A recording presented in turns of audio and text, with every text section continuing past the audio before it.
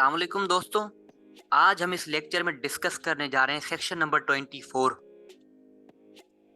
दो सेक्शंस हैं specific relief act में जो आपस में कॉन्ट्राडिक्ट करते हैं। इसके अलावा और भी बहुत सारे हैं, मगर ये जो है वो दे आर वेरी इंपॉर्टेंट और ये आपस में कॉन्ट्राडिक्ट करते हैं। कौन से? सेक्शन नंबर 21 और सेक्शन नंबर 24। सेक्शन नंबर 24 में ये बात है कि स्पेसिफिक परफॉर्मेंस कब आपको नहीं मिलेगी। 21 में भी वही बात है। तो फर्क क्या हुआ? सेक्शन नंबर 24 में ये फर्क है कि आपको स्पेसिफिक परफॉर्मेंस सिर्फ इस वजह से नहीं मिल रही है क्योंकि आपने कोई ऐसा काम कर दिया है, कोई ऐसा एक्ट परफॉर्म कर दिया है, कोई ऐसा कंडक्ट कर दिया है जिसकी वजह से अब आपको स्पेसिफिक परफॉर्मेंस नहीं ग्रांट हो सकती। आगे मैं आपको एग्जाम्पल दूंगा, उसके थ्रू इंशाल्लाह ये तो क्लियर हो जाएगा। सेक्शन नंबर 21 में आपके एक्ट या कंडक्ट की वजह से नहीं है, कोई कॉन्ट्रैक्ट में ही ऐसी चीज है, कॉन्ट्रैक्ट का नेचर ही ऐसा है कि वो हो ही नहीं सकता। फॉर एग्जाम्पल माइन्यूट डिटेल्स बहुत सारी है, बहुत सारी छोटी छोटी चीजें हैं जिसको अब स्पेसिफिक परफॉर्मेंस कितनी चीजों को हम करें, तो ये तो बहुत मुश्किल हो जाएगा ना। तो इस वजह से सेक्शन नंबर 21 में कॉन्ट्रैक्ट का नेचर ही ऐसा है कि वो नहीं हो सकती स्पेसिफिक परफॉर्मेंस ग्रांट। 24 में पर्सनल बार है। 5 एग्जाम्पल दूंगा, सिर्फ 5 एग्जाम्पल, इंशाल्लाह this concept shall be clear. तो बने रहिए, एंड तक शुरू करते हैं। बिस्मिल्लाहिर्रहमानिर्रहीम। अस्सलाम वालेकुम dear friends, welcome to LWK channel.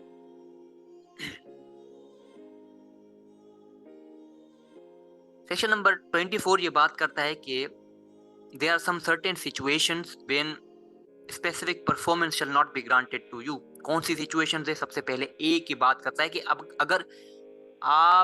अगर कॉन्ट्रैक्ट दूसरे बंदे ने ब्रीच कर दिया, आपको अगर कंपनसेशन भी नहीं मिल सकती तो फिर स्पेसिफिक परफॉर्मेंस भी नहीं मिल सकती।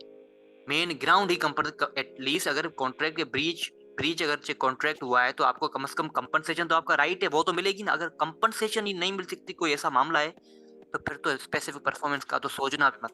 यहाँ पर ये सिंपल बात है। चलो इसको एक एग्जांपल से देखते हैं कि ए पर्सन ए है, कॉन्ट्रैक्ट करता है पर्सन सी से। कॉन्ट्रैक्ट ये है कि सी कहता है कि मैं तुम्हें ये घर बेचूंगा। किसको? ए को। सी बेच रहा है। ए ने कहा ठीक है भाई, मैं तुम्हें पैसे दूंगा। ए ने क्या किया? अपने एजेंट बी को बोला जाओ तुम सी के पास और ये घर खरीदो उसे। सी जो है उसकी नीयत बदल गई, उसने कहा ये घर तो बहुत अच्छा है। सी सॉरी बी जो है, बी की नीयत बदल गई। बी ने कहा ये भाई ये घर तो बहुत अच्छा है। तो बी ने वो जो एज एन एजेंट आया था ए का घर लेने के लिए, वो अब एजेंट की कैपेसिटी से निकल कर बी जो है वो ही घर अपने लिए खरीद करना शुरू कर देता है। आया एजेंट के तौर पर था, मगर अब इस तरह काम हो रहा है।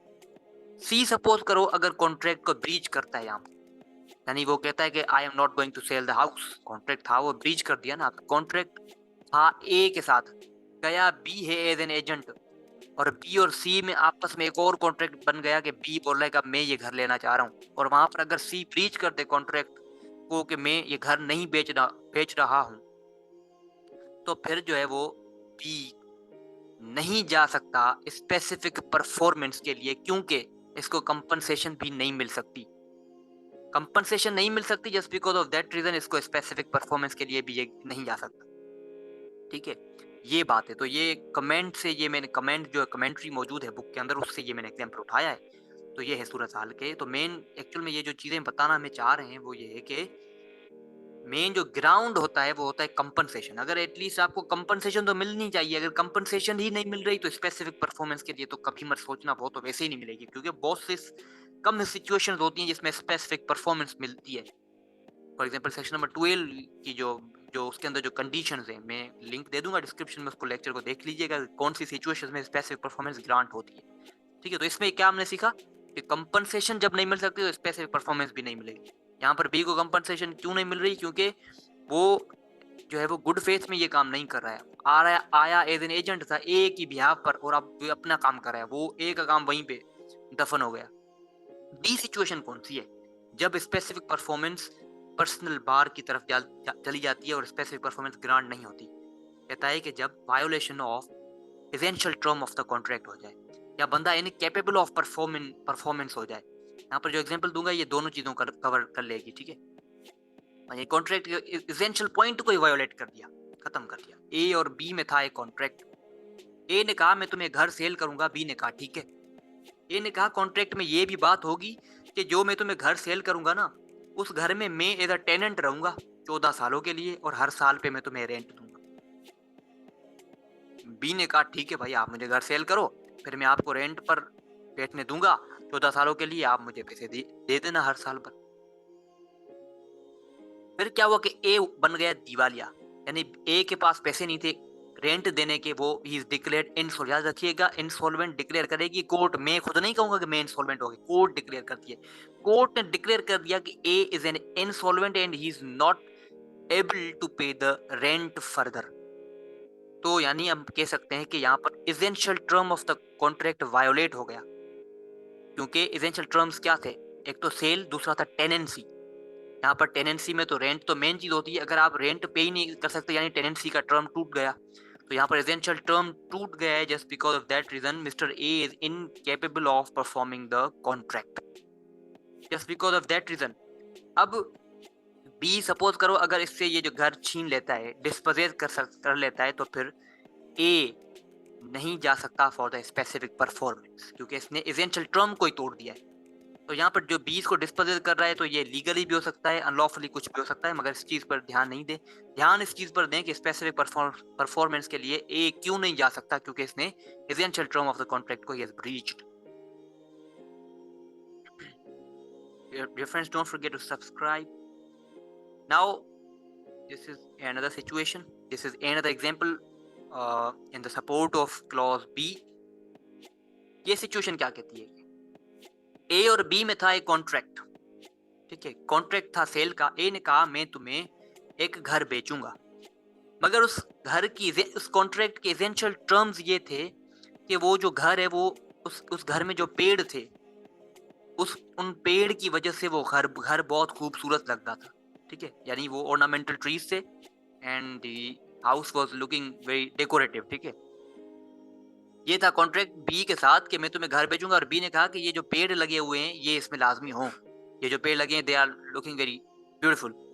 अब क्या करता है A, without the consent of B उस पेड़ों को वो काट देता है, ठीक है। अब बी ने उन पेड़ों को जो काट दिया without the consent of B, यहाँ पर हम कह सकते हैं कि now he has breached the essential terms of the contract, ठीक है।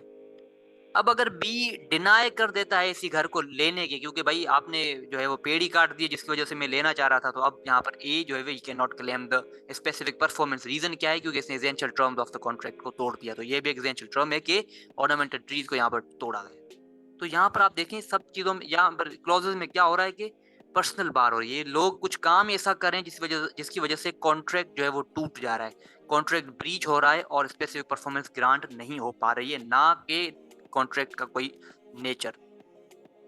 पढ़ते हैं क्लॉज सी की तरफ, जो कि बात करता है ऑलरेडी चोजन रेमेडी। एक रेमेडी जो आप स्पेसिफिक परफॉर्मेंस से पहले अगर कोर्ट ने आपको कोई दूसरी रेमेडी का ऑफर किया, आपने उस रेमेडी को एक्सेप्ट कर लिया and you are satisfied on that remedy, तो फिर स्पेसिफिक परफॉर्मेंस ग्रांट नहीं होगी। चलो इसको देखते हैं एग्जांपल के थ्रू। मिस्टर ए ने एक कॉन्ट्रैक्ट किया टेनेंसी का कि वो बी के घर में रहेगा as a tenant for specified rent, और वो रेंट भी पे करता रहेगा, ठीक है।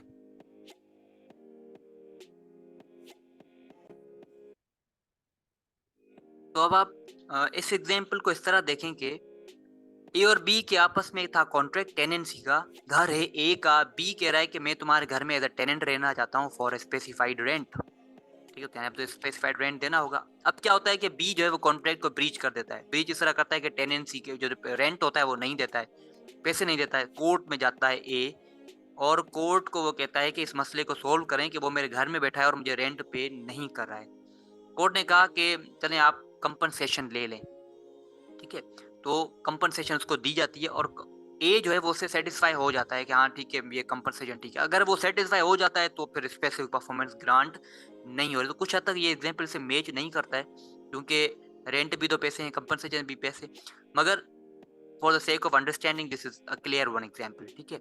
ये ए और बी में कॉन्ट्रैक्ट था टेनेंसी का, ए ने जो घर दिया बी को और बी उसमें एज अ टेनेंट रह रहा है। अगर बी पैसे नहीं देता तो फिर ए कोर्ट में जाता है, और अगर कोर्ट उसको कंपनसेशन देती है और वो उसको ले लेता है, सेटिस्फाई है, तो फिर स्पेसिफिक परफॉर्मेंस ग्रांट नहीं होगी।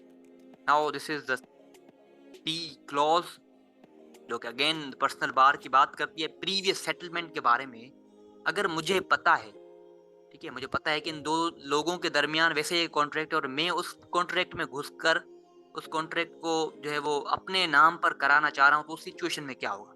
चलो एक एग्ज़ाम्पल के थ्रू देखते हैं ताकि ये और भी ज़्यादा क्लियर हो पाए। ए और बी के आपस में था एक कॉन्ट्रैक्ट। ए ने कहा कि मैं आपको एक घर सेल करूँगा, ठीक है? बी ने उस घर के लिए अमाउंट भी पे कर दिया और उस घर का जो टाइटल डीड था वो रजिस्टर हुआ बी के नाम पर। ए ने टाइटल डीड रजिस्टर करा दिया बी के नाम पर, मगर अभी तक पोजीशन बी को नहीं दी गई। उसको जो है वो बहुत जल्द पोजीशन मिल जाएगी। ये चीजें सब मिस्टर सी देख रहा था।